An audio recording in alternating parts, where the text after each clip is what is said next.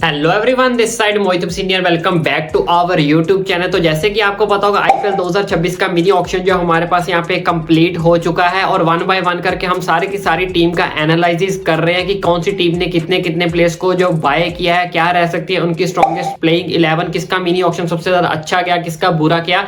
इस चीज के ऊपर हमने ऑलरेडी काफी टीम्स के ऊपर वीडियो बना भी दी। हमने पंजाब किंग्स को भी कवर कर लिया कि उनकी स्ट्रॉन्गेस्ट प्लेइंग 11 क्या रह सकती है, मुंबई इंडियंस को भी कवर कर लिया है, इसके अलावा हमने दिल्ली कैपिटल्स को भी कवर कर लिया है। और उसी तरह आज की वीडियो के अंदर हम बात करने वाले कोलकाता नाइट राइडर्स को लेकर, यानी कि केकेआर को लेकर कि केकेआर का आईपीएल 2026 का जो मिनी ऑक्शन है वो कैसे गया, किन किन प्लेयर्स को इन्होंने यहाँ पे बाय किया है, क्या रह सकती है इनकी स्ट्रॉन्गेस्ट प्लेइंग 11, किन किन प्लेयर्स को ये बाय कर सकते थे।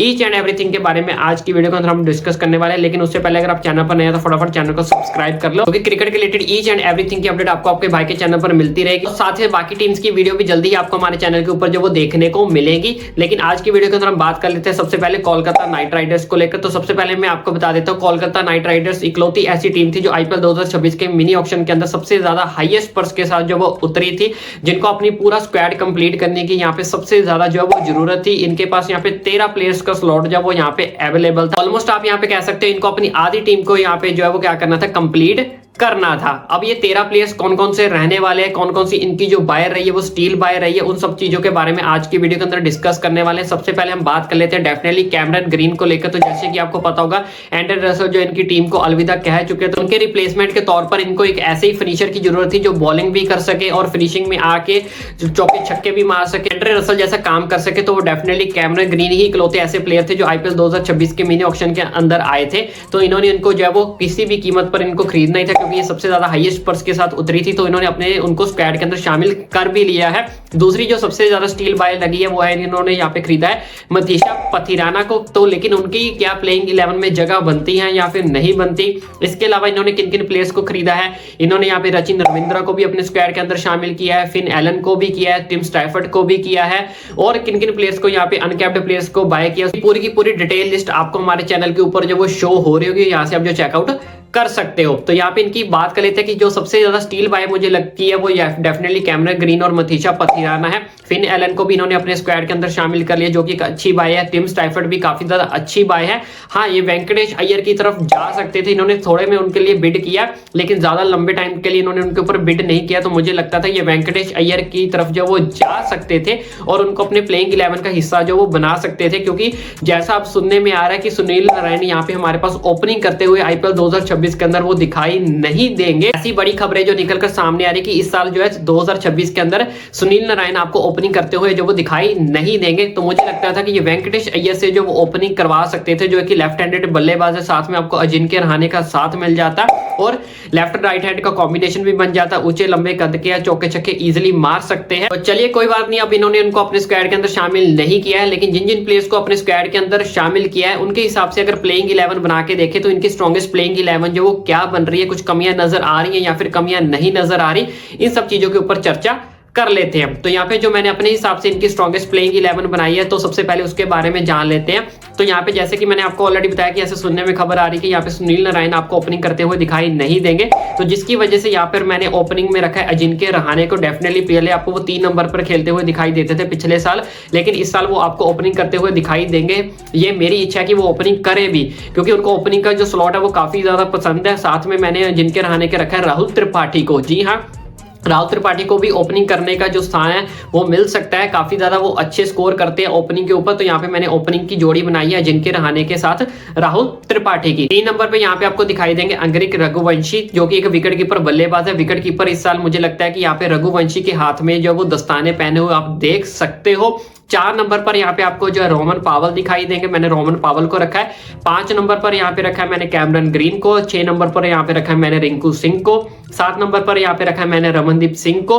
पहले आपको रमनदीप सिंह जो वो एज ए इम्पैक्ट प्लेयर के तौर पर जो वो टीम को ज्वाइन करते थे, स्क्वाड का हिस्सा बनते थे, लेकिन इस साल मैं चाहता हूँ कि रमनदीप सिंह जो वो प्लेइंग 11 का हिस्सा बनकर जो वो खेले, एज ए इम्पैक्ट प्लेयर के तौर पर जो वो टीम को ज्वाइन ना करे। वो प्लेइंग 11 के तौर पर मैं उनको जो है यहाँ पे स्क्वाड के अंदर शामिल कर रहा हूँ। तो 8 नंबर पर यहाँ पे रखा है मैंने सुनील नारायण को, 9 नंबर पर यहाँ पे रखा है मैंने हर्षित राणा को, 10 नंबर पर यहाँ पे रखा है मैंने मनीषा पथिराना को, 11 नंबर पर यहाँ पे रखा है मैंने वरुण चक्रवर्ती को। तो 4 ओवरसीज जो मैंने अपने हिसाब से पिक किए हैं, पहला है हमारे पास यहाँ पे रोमन पावल, दूसरे नंबर पर है कैमरन ग्रीन, तीसरे नंबर पर जो यहाँ पे मैंने पिक किया है सुनील नारायण को, 4 नंबर पर जो मैंने पिक किया that is Manisha Pathirana.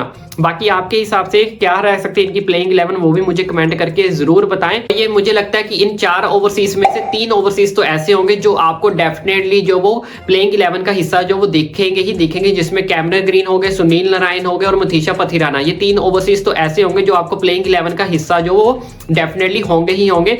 Roman पावल के फॉर्म के ऊपर डिपेंड करता है कि वो इस टीम का हिस्सा होंगे या फिर नहीं होंगे। क्या पता ये रघुवंशी को अगर विकेट कीपर के तौर पर ना देखे तो रोमन पावल की जगह यहाँ पे आपको टिम स्टैफर्ड या फिर फिन एलन का जो विकल्प है वो यहाँ पे देखने को मिल सकता है। फिर 4 नंबर पे रोमन पावल को जो वो उन दोनों विकेट कीपर में से एक विकेट कीपर जो वो रिप्लेस कर जाएगा। तो ये 4 ओवरसीज जो वो आपको यहाँ पे दिखाई देंगे। यहाँ पे आप बात कर लेते हैं कि इंपैक्ट प्लेयर के तौर पर यहाँ पे आपको कौन कौन से प्लेयर जो वो दिखाई दे सकते हैं। तो बॉलिंग की बात करें तो बॉलिंग में इनके पास काफी ज्यादा ऑप्शन है। यहाँ पे इनके पास वैभव अरोड़ा का ऑप्शन हमारे पास यहाँ पे अवेलेबल होगा जो इंपैक्ट प्लेयर के तौर पर टीम को ज्वाइन कर सकते हैं। तो उमरान मलिक का ऑप्शन इनके पास यहाँ पे अवेलेबल, आकाशदीप का इनके पास यहाँ पे ऑप्शन अवेलेबल है। अगर आपको कोई बॉलर ऐड करना है तो इन 3 बॉलर में से आप किसी भी बॉलर को इंपैक्ट प्लेयर के तौर पर जो वो इस्तेमाल कर सकते हो। उसके बाद बॉलिंग के साथ साथ बैटिंग की बात कर लेते हैं कि बैटिंग में आपको कौन कौन से प्लेयर यहाँ पे दिखाई दे सकते हैं। तो बैटिंग में यहाँ पे मुझे 2 ऑप्शन जो है सबसे ज्यादा दिखाई दे रहे हैं। सबसे पहले नंबर पर जो नाम निकल कर आता है दैट इज मनीष पांडे का। मनीष पांडे इस साल शायद आपको इंपैक्ट प्लेयर के तौर पर जो वो दिखाई दे सकते हैं। दूसरा बड़ा नाम यहाँ पे निकल कर सामने आता है तेजस्वी सिंह का। इन्होंने काफी बड़ी रकम देकर तेजस्वी सिंह को अपने स्क्वाड के अंदर शामिल किया, जो कि एक विकेट कीपर बल्लेबाज भी है। क्या पता वो आपको एज ए विकेट कीपर बल्लेबाज भी खेलते हुए जो वो दिखाई दे सकते हैं इंपैक्ट प्लेयर के तौर पर। बाकी आपके हिसाब से इनकी स्ट्रॉन्गेस्ट प्लेइंग 11 क्या हो सकती है? मेरे हिसाब से तो ये इनकी स्ट्रॉन्गेस्ट प्लेइंग 11 बन रही है। और आपके हिसाब से इनकी स्ट्रॉन्गेस्ट प्लेइंग 11 क्या होगी मुझे कमेंट करके जरूर बताएं। और साथ ही साथ क्या केकेआर की जो टीम है इस साल आपको टॉप 4 के अंदर नजर आ रही है या फिर नहीं नजर आ रही? क्या आपको ये फाइनल खेलते हुए दिखाई दे रही है या फिर नहीं दिखाई दे रही? वो भी मुझे कमेंट करके अपनी राय जरूर बताएं। और यहाँ तक वीडियो देख लिया तो वीडियो को लाइक किए बिना, चैनल को सब्सक्राइब किए बिना मत जाना।